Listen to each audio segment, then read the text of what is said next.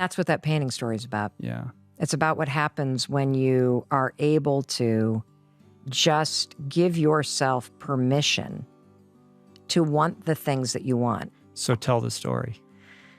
Okay.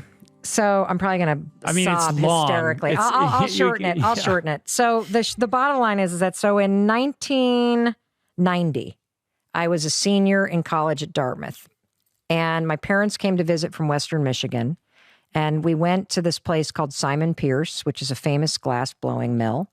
And as we walked into the restaurant, I had an experience that you may be able to relate to, and that is I walked in and I immediately saw this painting hanging on the wall, and it was about the size of a door, only horizontal, and it was a Vermont landscape. And I was drawn into it immediately. Like I was no longer in that restaurant. I was standing in that field. I could feel that breeze. I had never, ever had an experience like that with a painting. Have you ever had an experience like that with art? No, I mean, not like that.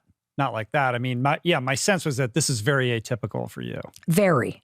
So I kind of lost it. The restaurant was quiet. And then I leaned back. I'm suddenly kind of back in the moment. I'm like, I'm going to own this painting someday. That was what was right there.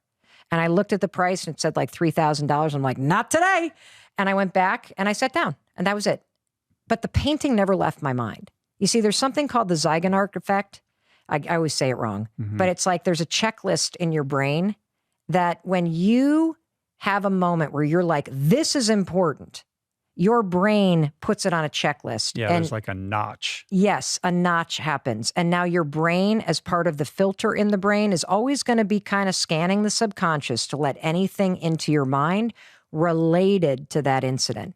It can be positive, by the way, like with the painting, or this is how trauma happens too. Like you have this high intensity emotional experience that notches something in your brain, and now your brain kicks in to remember. So bottom line is, I always thought about that painting. Years go by. Whenever somebody would say Vermont, I'd think of the painting. I don't know why. I can't explain it. Never wanted a painting before. Was not an art student. It's going to law school. It's not like you're out collecting art. No. Yes. Yeah. And so I, fast forward the story 10 years, and my Chris and I are engaged, and we're going to go up to Vermont to see the leaves. And immediately I'm like, we got to go to Simon Pierce. I got to show you the painting. So we pull up to the mill and we walk in, and right in front there is, boom, a painting by the same artist, Gail Shepard. And I'm like, oh my God, it's here. And we race all around the place and it's gone. And the funny thing was, and this is the way your brain works, Chris was more disappointed than I was. I literally turned to him and said, it's okay, dude. Like, it'd be weird if it were still here after 10 years. I'm going to track this thing down. I actually said to him, you know what's going to happen, Chris? I'm going to be able to buy this like 40 years from now. It's going to be hanging in the corporate lobby of some building, and I'm going to have to track down the owner and pay like quadruple the money they pay. But I'm going to own this damn thing. Now, I have a mission, yes. So a couple years pass, and it's my birthday. I think I was turning 30, and Chris says, Chris gets a couple people to give money. And he said I could buy anything I wanted with it. So I had what, $500? Now, I'm pregnant at the time with our first kid. I should have bought a crib or stools, but for whatever reason, the Zeigarnik effect takes over, and I'm like, the painting. So I call the mill, and I get this guy on the phone. I'm like, I want to buy a Gail Shepard piece. And I said, could you send me Polaroids? And he's like, sure. And I tell him the budget, and he goes, I'll send you Polaroids of some of her smaller things. And she's like blowing up in the meantime, right? Yeah, she's a very, very successful Vermont landscape artist. And so I say to him, by the way, there's this one painting. And I describe the painting I had seen over 10 years ago. And he said, well, that was way before my time, but I bet Gail will know. And I'm like, Gail? You know Gail? He's like, of course I know Gail. She like lives in down the road. Here's her number. So for 2 days, I paced around the apartment with $500 in my pocket, driving Chris crazy.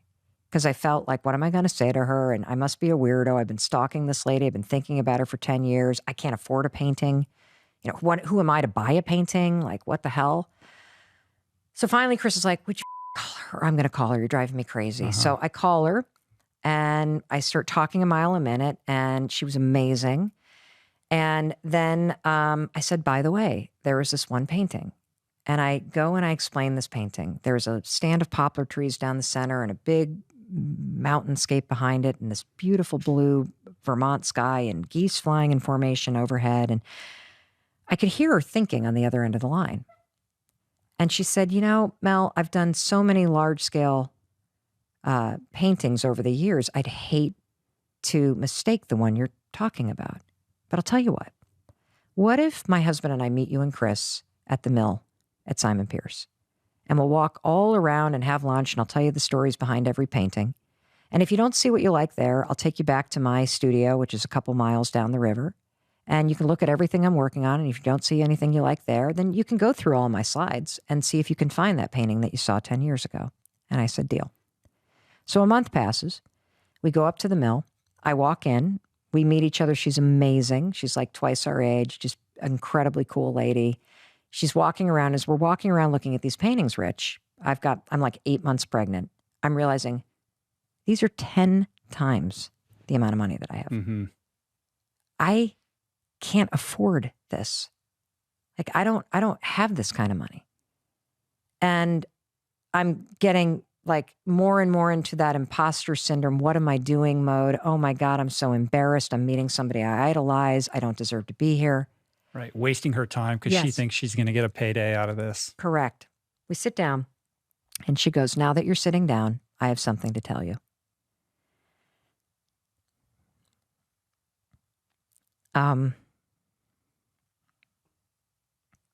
She said, there's only been 2 times in my career as an artist that I've done 2 studies of the same piece. And your painting is one of them. It's one of a pair. She knew all along. She knew all along. She was playing games with you about not knowing which painting. Yeah. And she said, the sister piece to the one that you saw all those years ago is sitting in my studio right now, where it's been for the past 11 years. I start sobbing. Everybody's like totally emotional. Her husband's like, you should have seen her when she was on the phone with you. It was like she saw a ghost. So we get in the car and we drive to the mill. And when we walk in, there in the center of this massive kind of barn studio space is an easel with a painting taped up with painter's tape on it.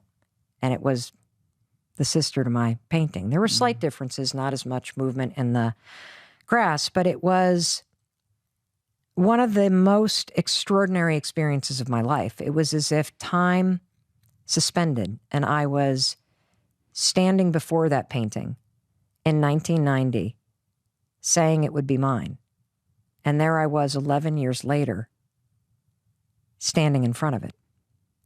And then I realized, oh my God, I can't afford this.